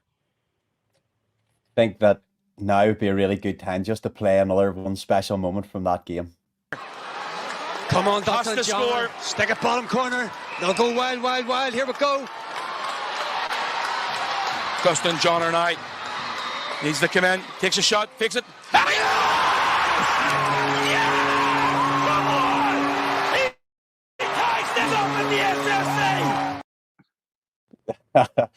It's just fantastic, because that comes up on Twitter every 12 months, and we'll probably tag you in it every couple of years, and still get goosebumps, Simon. I don't know how you feel, like the two of us screaming there. I think we're on our knees up in whatever box it was, but it was just an incredible, it's one of the iconic moments of the last 25 years. Yeah, I think that was the nerve wrack. There was nerves in that one. I think that one I had to score to extend it, or else we did lose. And yep. I remember Kiefer calling my name, and I was like, all right, here we go. And I had done that move many times in shootouts throughout my time playing, and I was like, I got to go back to the one thing that I know has worked for me in the past. And and it was one of those ones where I think it did go off the goalie's shoulder a bit, and I know everybody's expecting maybe a bottom corner, but that's only the song. I was going top corner the whole time. So let's talk. Like, it's brilliant to talk hockey, and obviously puts a smile on everybody's face when you get to do it. But what's it been like after the lights go out, after you're away from the game a wee bit and real world reality bites and all that? What's life like for Dustin at the minute? Yeah, no, it's great actually. I think I really had a plan of when I wanted to be done, and it kind of went according to plan. And I got to have my family, my parents there when I was done, and you guys all saw in the other video how much the game meant to me, and having everybody that supported me and it's hard. It was, I think my first few years, it was easier to kind of be away from it and just kind of totally shut my brain off from it, and just be back in Canada and hang out with family and friends that we've been away from a lot over our years, my kids to be with, their grandparents and that type of thing, and kind of try and find a new passion out there. And for me, it was, I got to thank, the Belfast Giants organization a lot for giving me the opportunity to go back to school and getting my education. So when I came back, I could have an opportunity like I have now to work with a company that, we've started up a little company, and now I'm in the business world and where it's growing, and it's a lot of fun, and you see the ups and downs and things like that. And you want to create a team of people around you that, makes you feel like you're back in that locker room. So that is something that I've missed a lot, is just being around all those guys. You have 20 built-in friends that are always there for you and always have your back, and always, Christmases and breaks and trips and everything you did together. It was in your wins and your losses, you're always rooting for each other. Whereas in life, lots of things are more individual. So I'm trying to help with this company we're doing now, is to build that culture of, it's a team. There's competition against others, but not within ourselves. And that's something I think that athletes really benefit from, and being part of that team. Life after hockey has really helped with dealing with different personalities in the locker rooms. I'm sure over the years the type of personalities that we get, and not everybody gets along, but you got to find a way to get through that if you want to be successful. So, and my kids are playing hockey, like I mentioned, and my daughter's, she started doing cheer when she was in Belfast, when she saw, the cheerleaders there, and she still does it now, and she loves it, and that's her passion. And my youngest boy is 4, and he's just started skating, and Lucas, he's 9, and he's playing hockey, and Amy's happy to be back. But I think she might miss it more than anybody, being in Europe, and just the way life is over there, and the lifestyle, and the relaxed, just day to day was great. And we miss Belfast a lot. We miss Europe in general a lot, but we did really love our time there. Just listening to you talk about our city, and like all we've ever asked of players that come to Belfast is to give 100%, and nobody can ever say that Dustin Johnner didn't give 100% every single shift, every single night. And if they did, then I'd be quite happy to drop the gloves with anybody. But when you take out the 2 years that you spent in Belfast, you went through a period in the first season when you were hurt. And obviously you missed those championship games and the game against Cardiff. I remember sitting with you watching the game, and you couldn't play in it, but you were straight onto the, you're probably one of the first onto the ice after the game itself. And then you obviously get the chance to play the second year. And as you said, you went back to Cardiff with beat Guildford there in overtime, and your parents were there, the family were there. And it's the game itself, and we know it's important to have that family around you, because and a lot of people who maybe don't understand the sacrifices that your parents would have made when you were growing up, and obviously the sacrifice that Amy and the kids made when you were on the road, and it must have felt really good for them to be there on those championship moments to share with them. Yeah, absolutely. And I was fortunate to get that opportunity too, because a lot of teams would have maybe given up on me at that point when I had missed, I don't know, I played 19 games or 10 games the first season, and those injuries just kept happening one after another. And I really have to give, thanks to Thorts and Kiefer for, seeing something there that they wanted me to, see it through to the end of that contract. And because I know they didn't have to do that. So there was a lot there, but yeah, that was really something for me. I wouldn't have gotten that opportunity if that could have been the end of it there. And I guarantee you that would have been the end of it if they didn't give me that chance. So to be able to come back that next year, work hard through the summer, stay there all summer and just train and get back to it. And I really wanted to prove back to them that they're making the right decision to keep me. But also I wanted that one more year to, end on my terms, have my family be there. And like you said, I'm seeing it more and more now, how much we sacrifice for our kids, where, to the level that I got to playing hockey, that it's just, if my kids get there, the sacrifice will have to come at some point. And I will definitely do that because, and I owe a lot to my parents and even to Amy to giving up her career to come over and follow me to Europe and that type of thing. It's very, very fortunate that I had those people in my life, because some people don't, and they don't get that chance. They may have the skill, they may have the drive, they may have everything, but a lot of things got to come in place for you to be able to play a sport for a career and do something you love. And it doesn't feel like a job. It didn't ever feel like a job to me. It was always what I wanted to do, and kind of now I have a job. just I want to follow up on that before Davey we're finishing it off, but you just touch on that. I mean, when I played, I never felt like a job. It was just the best. It was the best time in the world. And now that you do have a job and you do have to get up early and you do have to go and work shifts, would you pass on a message to any budding hockey player that even if they're guys that in the Giants roster at the minute or playing professional hockey at 21, 22, is the message: play as long as you can, because it really doesn't get any easier when you do hang the skates up. No, it doesn't. And, not everybody gets a chance to play until they want to be done, so, it could be your last year. And there was a lot of times throughout my career where I thought it could have been, or, there was a time when I was, I'm trying to think, maybe 26 or 27, where I came back to North America and didn't have an opportunity. I owe a lot to little Stevie Saviano to bringing me back over to Sweden, and we ended up that year having a great year. And I went on playing 10 more years after that. At that point, I honestly was 90% of the way to be done playing and moving on to doing something else. So you never know, and you just got to take opportunities when you get it. You never know when that chance is going to come, or that phone call is going to come, or maybe somebody else unfortunately gets injured, or there's that thing. You got to try and do it as long as you can, and then if your heart falls out of it, then that's your choice then. But you don't want to still love the game and give up on it and then regret it later. That would be, if I would have gave up after that season where I would have been hurt, I would have regretted it forever. So I'm glad I battled through that, and the team gave me the chance, and we ended up, ending with a season like that, which was so close to getting all three. And losing to Nottingham 2-1 the last game was pretty heartbreaking. It would have been great to go out with a win, but it was a great team, great group of guys that I'll never forget.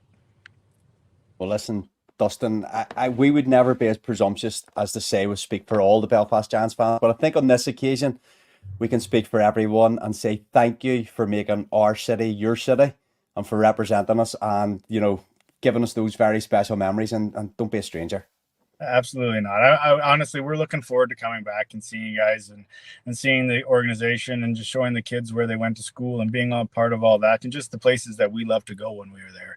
There's so many places that we used to love to go and have a coffee or go eat dinners and stuff it was really our home for 2 years, and you guys really, everybody around made us feel like it was our home. So we appreciate the way we were treated when we were there. And like I always tell everybody, a first-class organization, and that's the reason why they stay successful and they have a culture the way they do, and why guys want to go there is just the way we were treated when we were there. Big thanks to Dustin Johnner for his time. Guys, honestly, like, you think back to that time as well, and like that, first of all, that goal will always be, as I said, iconic with regards to the Belfast Giants. But you see as well in that interview his love for the organisation, his love for the way we stuck by him. I've been getting messages on WhatsApp and likes from Brooksy and people who remembered some of the great goals that he scored, talking about those Challenge Cup, being injured for one of the Challenge Cup finals, being back the next year. He's stripping the puck, that ended up going to Smo for the winning goal in OT against the in the Challenge Cup against Guildford. Dustin Johnner, Davey, I'll start with you. Dustin Johnner is definitely just one of those players that is right up there in the echelons of the Belfast Giants. Mate, just like players come and go, but legends stay forever, and he built himself a status that I consider myself genuinely really, really blessed to be able to do this podcast and to speak to some of these guys that were heroes to me and will always remain heroes. And you get to talk to them and tell them what it means for them to play for us, and they come right back with, pretty much it meant the same to them.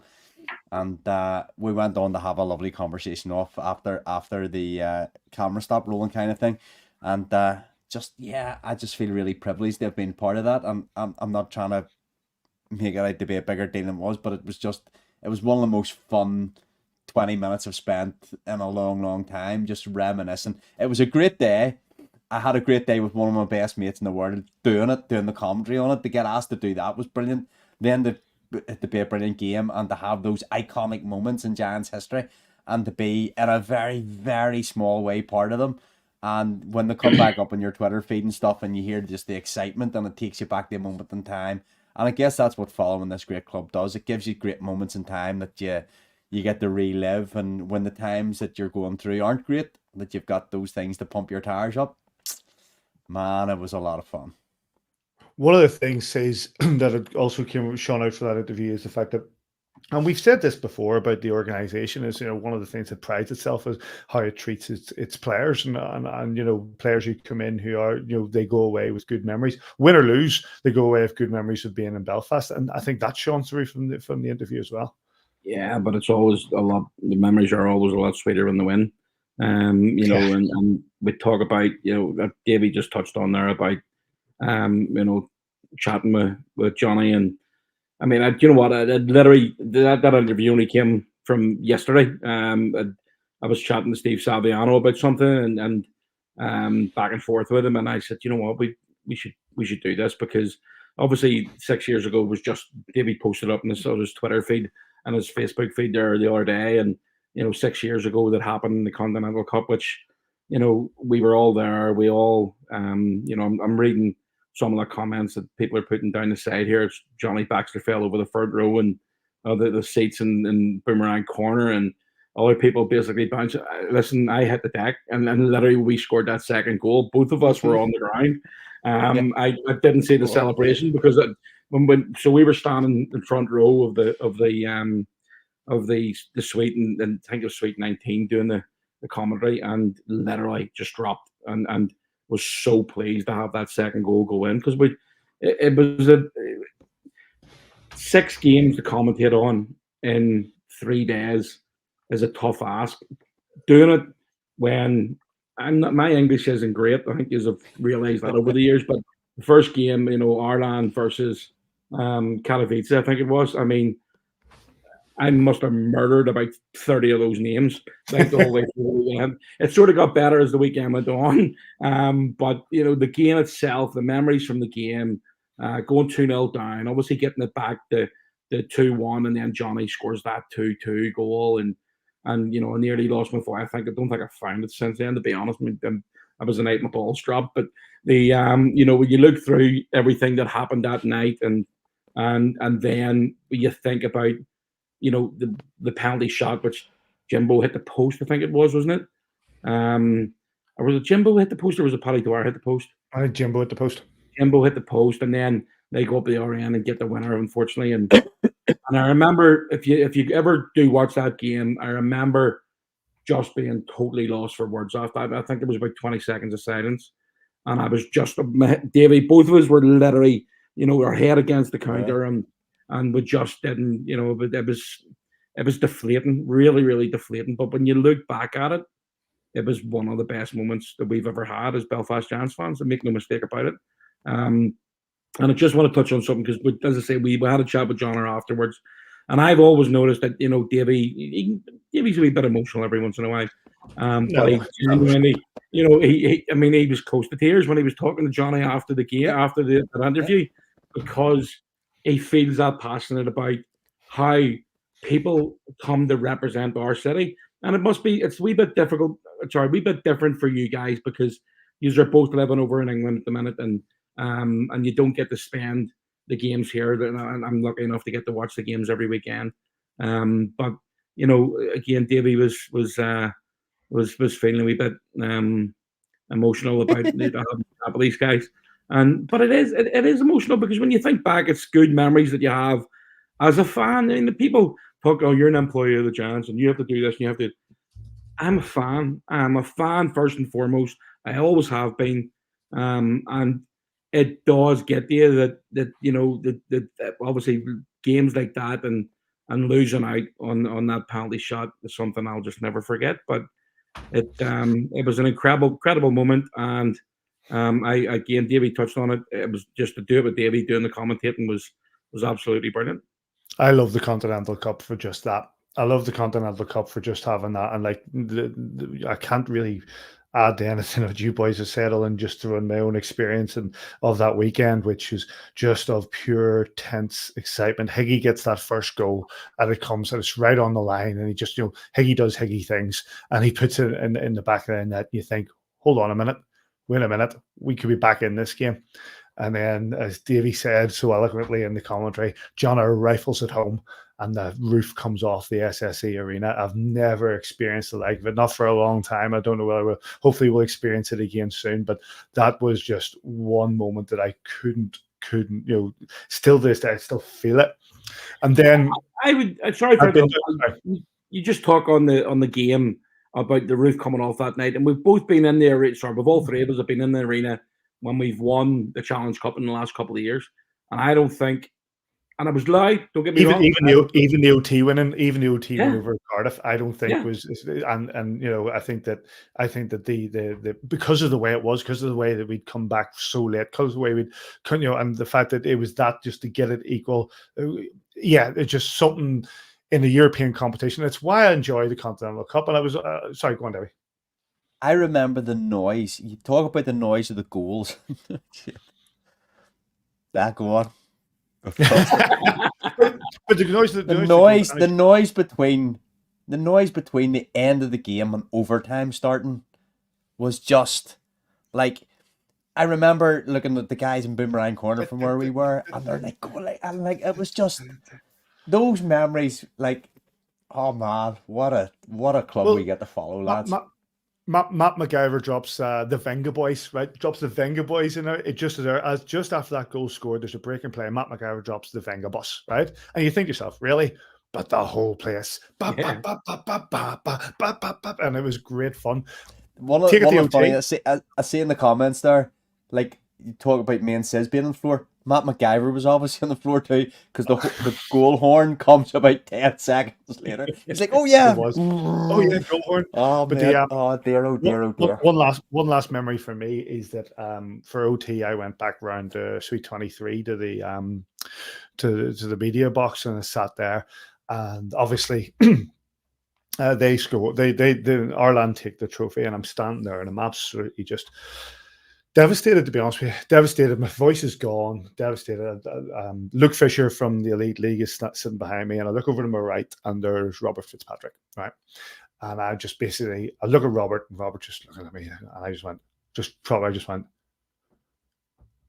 they practically shouted it, and I think there was an F-bomb in there as well, but I just looked at him and went, "We're going to win the league. I'm telling you it right now. We're going to win the league." And we did, because that was the weekend that basically pushed us to believe that we could win. And we went on to win the league. And it was just a remarkable, great to have just Dustin John there. Great interview, boys. I was sorry I wasn't able to dig in, but the great interview from you boys, and I really enjoyed it. And big thanks to Dustin John. If you enjoyed it, let us know, and maybe we'll throw in a few names, and we'll see if we can get other former players to come and join us for a bit of a chat and bring them on, because it's something we enjoy doing. A bit of reminiscing for our great club isn't a bad thing. Go on, Davey. Can we get Higgy Kitchen? I knew Higgy was going to be. Who do I want? My goodness. The Belfast static. I'll reach out to him, see what he's up to. We'll certainly have a highlight. We can certainly pull some goals from the highlight reel there. Right, where are we? We're an hour and 36 in. I was going to do the DOPS thing with Sean Allen. I'm not going to do it now. We're running well over. What I am going to do just quickly is give you a little bit of news before we sort of wrap things up. While I do that, you can watch the Elite League goals of the week. We talked about Coventry's game tomorrow night in the semi-final of the Cup against Sheffield. The other semi-final between Glasgow and Guildford has already taken place. It's all its first leg has. It was a 0-0 in front of a packed Braehead Arena. The second leg of that will be in the Spectrum in a few weeks. Sheffield have finally lost an away game, 2-1 away to Fife before beating them 6-4 back in Sheffield the following night. There were wins for Dundee over Nottingham. Storm hammered Clans 7-3 in Altrincham on Sunday, and Cardiff came back to win 5-4 over the Flames in a shootout. We also mentioned Team GB. The Olympic qualifiers take place in Cardiff from the 8th to the 11th of February against Romania, China, and Serbia. From the Belfast Giants, we've mentioned the Jackson Whistle. We spoke to him earlier on, and he's got one of those spots. But also that weekend, the Giants will be without Davy Phillips, Ben Lake, and Sean Norris. That'll be for 2 away games, both in Scotland against Glasgow, who will be missing Robert Lakovic, and Dundee, who will be missing nobody. Actually, should we have a weekend off that week? It's difficult, just the way the stand. I mean, we always go on the Ice Hockey UK and GB setups, and the way they have their training or regime for the World Training or World Championships starts literally the Tuesday after the playoffs. It's a difficult one. All the teams want to play. It's really difficult to give up a weekend game for a midweek game. There's a big difference in crowd that comes in, and it's, sometimes you have to take that chance. I mean, to be honest, the likelihood is we'll probably lose a couple of other players for international duty as well. So Tedesco and Kohei Sato. When you're losing 5-6 guys, it's difficult. But you know what? Other guys are going to have to step up, and hopefully they can do that over that period of time. So there's a chance for other guys to make a name for themselves and get in the lineup and hopefully not get taken out of it. David, do you remember when the Olympic qualifiers happened, we used to have the Ahern Cup? Yep. So do you think it's something we should bring back? No. Why? I really enjoyed it. Oh, sorry, you were looking at discussion. If you're gonna complain about having to play games short benched and then play voluntary games short benched, then I think it's a. Do you call that an oxymoron? I'm not sure what that means. Probably. But the idea that we could play 6 players short, to me at this stage of a season, yeah, it gives players opportunities, but for me, unfortunately, we need to give GB, as a British country, we need to give GB the best chance of getting the Olympics, because it's the best chance of getting exposure to the nation in free-to-air BBC Olympics qualifiers, right? That's how you expose this sport to the masses. Stop making it best kept secret. Give everything you can to get this country to the Olympics. And until they do that, until they make this really, really important, then we'll just stay the secret we are. And that's fine if that's where they want to stay. But until you make your... Going to the World Championships every year is brilliant. But going to the Olympics is different. It's the next level for me. It's live on BBC television. It's live. It's live on BBC television. It would be covered by magazine shows. It would be being in the Olympics would be the next level. 100%. Yeah. So that for me would be where I would want to see GB in the Olympics, and it's just that is what it is. I don't think we should have to play 6 players short. By the way. No, me neither. Right, lastly in this section, the league table, Sheffield Steelers, 51 points, flying ahead, 29 games. We've played a game more, but we're quite a bit behind, 13 points behind and 38 points. Cardiff are behind us. They've 2 games on us and 37 points. Guildford, 37 from 30. Blaze in 5th, 35 and 29. Dundee, Glasgow and Storm are in 8th. Five Flyers, 25 from 32, and Nottingham are really up against it. Real chance that Nottingham could miss out on the playoffs, the way things are going. And but they are on 22 points from 26 games. 2 games for the Belfast Giants this weekend. We are at home against the Coventry Blaze on Saturday, 7 p.m. at the SSE Arena. And if you're not getting down to that, get your tickets to that. And if not, join Simon on Giants TV. And then we go over to Surrey to the Spectrum to face the Guildford Flames Sunday at 6 p.m. You get that on Flames TV. Saturday's game is the Belfast Giants Pride game with a special shirt for the night and what is the annual celebration that hockey is most certainly for everyone. And in the land of the Giants, everyone is equal. That is Saturday's game, 7 p.m. is the Pride game against the Coventry Blaze. Any other business, boys? I'd like to jump in just on what you said there about the Pride game this weekend, mate.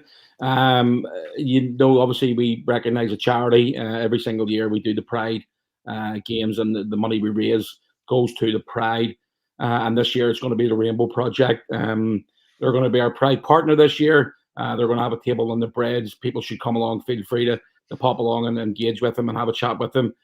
The shirt off the back is going to be up for grabs, obviously, again, as we have for every game. All the shirts that are for the players on the backs are going to be up for grabs, and people can buy their tickets, and the money's going to be donated, again, to the Rainbow Project. There's a couple of jerseys left over, obviously, because there's obviously not all the players can play. They'll be on sale at the OSC desk, and there'll also be a raffle jersey, which will be an Adam Keefe Pride jersey, up for grabs on the OSC desk that evening. And at the end of the game, Adam will hand the jersey over to the winner. That's going to be done in Off Ice Bar after the game. We'll have Adam will come around after the game itself. He'll sign the jersey for the winner. We'll do the draw on the night. And that'll basically be there for a winner to take home with them. We've also teamed up with Sporting Pride, who will also be on the bridge and have a table that night as well. There's different people throughout Northern Ireland with regards to the Belfast Giants and the land of the Giants. Everyone's equal, and everybody's welcome along to the Belfast Giants game. So if you feel it, you want to come along and you want to go and have a chat with the guys at the Rainbow Project on the bridge or Sporting Pride, please feel free to do so. That's one thing that we're looking forward to getting done this weekend, and hopefully we can get a result against the Coventry Blaze at home on Saturday night. Yeah, absolutely. Anything from you, Davy? Any other business? Not this week, my man. Not this week. I'm just going to throw in one comment that I got earlier. Is that a War Games t-shirt? It is absolutely a t-shirt from the fabulous 1983 movie starring Matthew Broderick and Ali Sheedy, War Games, and it's one of my pride and joys. But yeah, 2 big games for the Belfast Giants this weekend. Giants face the Blaze at home Saturday 7 p.m. at the SSE Arena, and that's on. Get yourself down there or watch it on Giants TV, and then away to the Flames in Surrey Sunday at 6 p.m. Davey, are you doing any more work there? Are you going to the Spectrum? Are you going to be digging in again? Never know. Never know. Non-stop, buddy. Non-stop. Yeah, that's 6 p.m. and you get that on Flames TV. Big thanks to Cameron Pound, the Jackson Whistle, Danny Stewart, and of course Dustin Johnner for joining us on this week's show. Are we going to get anything from Blue Nutrition if you keep doing that? Says, you know what I mean? Yes, I'd like to... I want one of those bottles. You know what? Have you got for us? Brilliant. Got any more of them bottles? Yeah, I'll get you some. No problem. No, I'll send you a text afterwards. Not for me. Somebody needs one. Here we go. Okay. All right. No. I'll text you after. Wouldn't embarrass him on this. Wouldn't embarrass him on this. Thought you were going to say it's for Lily on her goalkeeping duties. No, she's got one of the ones with the wee on it. Is that what you call it? Straw? Is that what you call that? I have no idea. Mate. One of those aeroplanes that all the kids have these days. Oh, she's got one of them. I'll what do you call it? Says I'll send you my address for Blue Nutrition or what were they called there? Sorry. Blue Nutrition. There you go. That's it. Our nutrition partner here at Avftb. On that note, gents, always a pleasure. Thanks once again for joining us this week. Really, really enjoyed it. You can get us at Avftb on Twitter. You can get us Facebook and kingdomofthegiants.com and all the normal sort of places. And wherever you are this weekend, we hope you enjoy your hockey. And we'll catch you here next time on A View from the Bridge.